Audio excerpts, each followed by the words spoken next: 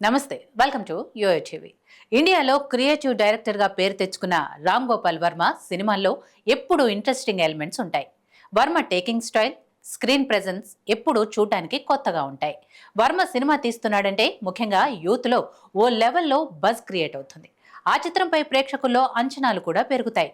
తాజాగా రామ్ గోపాల్ వర్మ శారీ మూవీకి కథ అందించారు. ఈ చిత్రానికి గిరికృష్ణ కమల్ దర్శకుడిగా వ్యవహరిస్తున్నారు. ఈ చిత్రంలో సత్య యాదవ్, ఆరాధ్యదేవి ప్రధాన పాత్రల్లో నటించారు. ఈ చిత్రాన్ని సైకలాజికల్ థ్రిల్లర్ కథతో దర్శకుడు గిరికృష్ణ కమల్ రూపొందించారు. ఆర్జీవి ఆర్వి ప్రొడక్షన్స్ ఎల్ఎల్పి బ్యానర్పై ప్రముఖ వ్యాపారవేత్త రవిశంకర్ వర్మ నిర్మించారు. ఈ మూవీ ట్రైలర్ కూడా ఆడియన్స్ ని ఎంతగానో ఆకట్టుకుంది. సైకలాజికల్ థ్రిల్లర్ గా తెరకెక్కిన ఈ మూవీ నేడు ప్రేక్షకులకు ముందుకు రానే వచ్చింది. ఈ చిత్రం వర్మకు పేరు తెస్తుందా? ఏ మేరకు ఆడియన్స్ ఈ చిత్రాన్ని ఎంజాయ్ చేశారో చూద్దాం. మూవీ కథ విషయానికొస్తే, కిట్టుకు శారీలో కనిపించే అమ్మాయిలంటే తెగ ఇష్టం.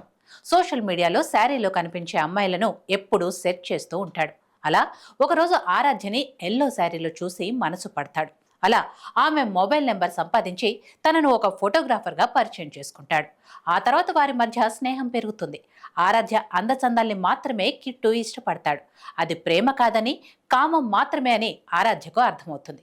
అతన్ని అవాయిడ్ చేయడానికి ఆరాధ్య ప్రయత్నిస్తుంది. కానీ ఆమెతో గడపడానికి అతడు చేసే వింత చేష్టలు ఆరాధ్యకు భయాన్ని తెప్పిస్తాయి. చివరకు ఆరాధ్యను ప్రేమిస్తున్న వ్యక్తి సైకో లవర్ కిట్టు నుండి ఆరాధ్యను ఎలా కాపాడతాడో అన్నది మిగతా కథ.